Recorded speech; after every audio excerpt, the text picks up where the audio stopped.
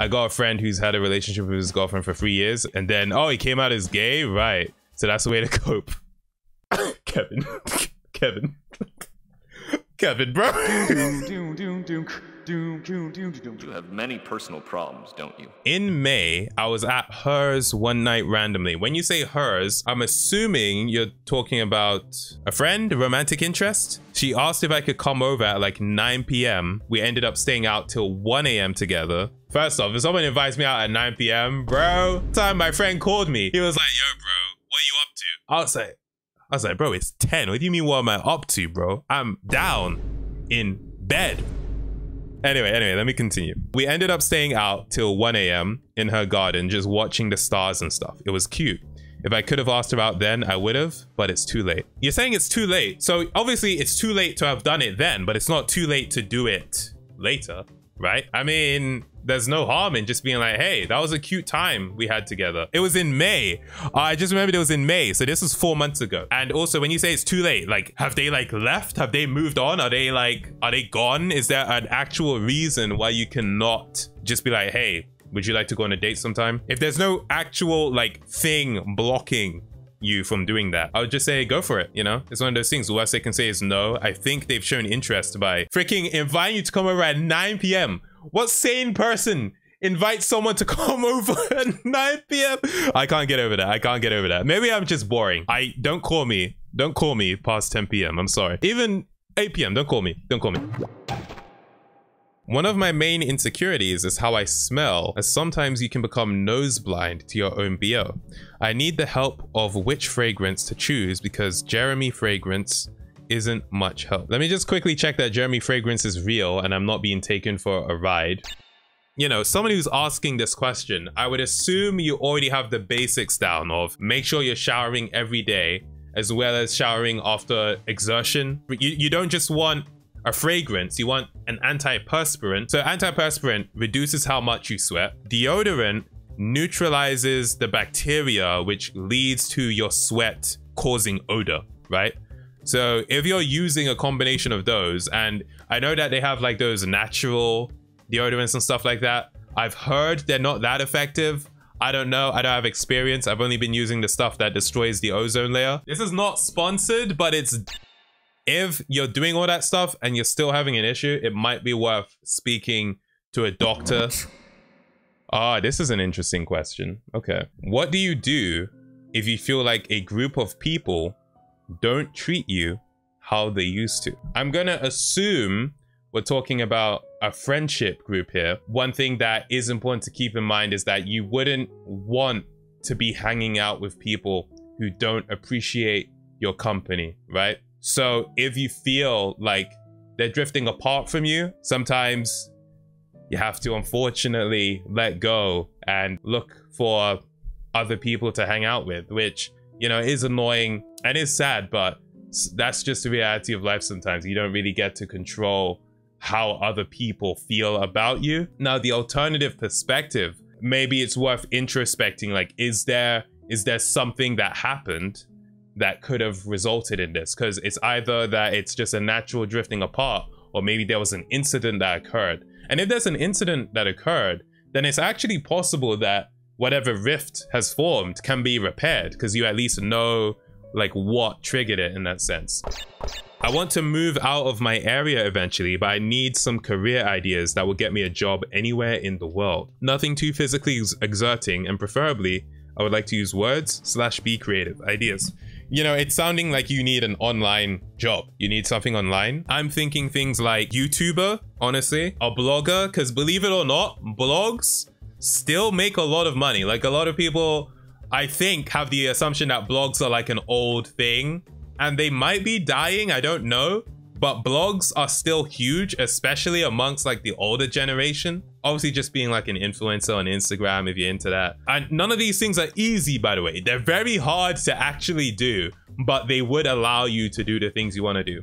You can be a freelance writer. You can be a freelance artist. Freelance is a good bet. Anything that you can freelance digitally will be good. OnlyFans, I mean, technically, yeah, there are certain assets you kind of need for that to be successful. But hey, if you got them and you want to flaunt them, go for it.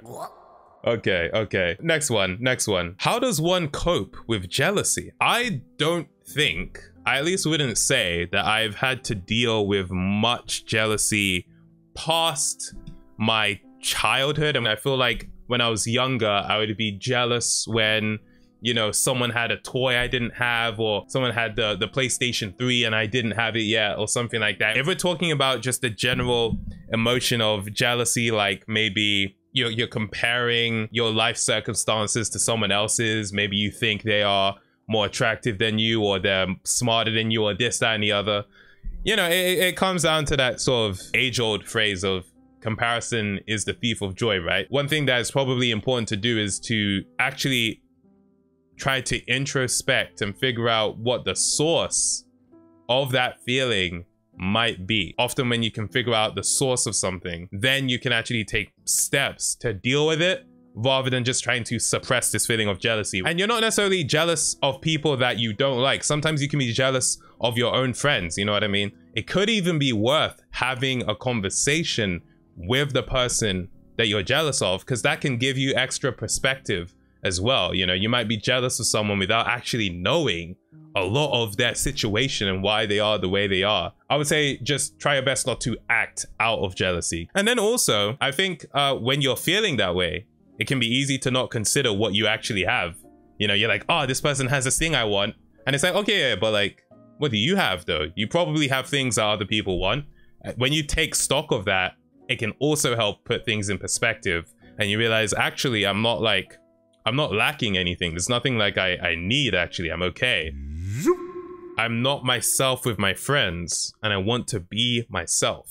I would say that you want friends that you can be comfortable around. I think it's universal that the way you are when you're completely alone is going to be different to the way you are when you're with people or with your friends specifically. As long as you still feel like you have a core identity of who you are, which is something which requires introspection and just time, as long as you're like you're staying true to that, then if you notice slight differences in how you behave around different people, that's a natural thing. That's actually like, that shows, you know, emotional intelligence, because it is smart to adapt your behavior to your situation. Now, if it is the angle of there's a secret about yourself that you're not revealing to your friends, you know, that can be a very tough situation. And there's like so many different things it could be. I won't say anything in particular, but there's so many different things it could be. I would say start off with like one person, someone who you're most confident you can trust. You don't have to do an all at once type thing. You can make it a slow process. And even if maybe you don't want to start off with friends, you want to start off with a family member, this, that, or the other, you know, you can start small is what I'm saying. You can start small and build up from there. I hope this helps. I hope that helps. He's doing the therapist voice again. I'm doing the I'm not trying to, So basically, I'm in my 3rd year in secondary school, Ireland. And at the end of this year, I sit junior cert exams. 3rd year in secondary school. So that's equivalent to GCSE then, I think. But recently, I've started a lot of swimming training about once a day. These leave me exhausted every day after homework, and pretty much I never study. The exams aren't too important, but I should probably still be studying. Should I train less and study more? Study even if I'm exhausted, or give up on study altogether and wing it? I'm a pretty good student, average 90s. Okay. There's a lot of variables here, right? You're doing a lot, and I think that's something that can happen in secondary school, where you have these extracurricular activities, you have these like core activities of, you know, the school itself and homework. And it can be hard to balance it all. Like, I relate to that a lot. That's how I was in secondary school as well. I always put my like studying at number 1. So if that meant I had to cut back on whatever other after school club I would do, then I would do that in favor of actually studying. But then again, our basketball team, we played other schools, but it wasn't some serious thing where like we were competing for, you know, nationals or something. You say that you're a pretty good student and you're doing well. So it seems like, you know, so far you've been able to keep it up. But yeah, that exhaustion can catch up to you. It can really catch up to you. So I would say express this to people who can help. You know, people at school, your parents or your carers. Expressing this can help you get to a solution. I hope that helped. I don't want to say you should do this, because it really depends on the specifics of the situation. So I don't want to just say, do this, like, don't do homework or whatever. What have I got? Last one to close it off for today. I got dust stuck in my eye since the morning and it's still there. How do I get it out? I mean, if you've already tried washing your eye out with water and stuff like that, maybe sleep on it, but eventually you may have to go to the GP if it's still there. A lot of the time when something gets stuck in your eye, the feeling of it being there can remain longer than the time it's actually in there. Finally, brother has given good advice. Well, yeah, this is the first time we're an hour 5 minutes into the stream. This is my first good advice, bruh. This is one weird place.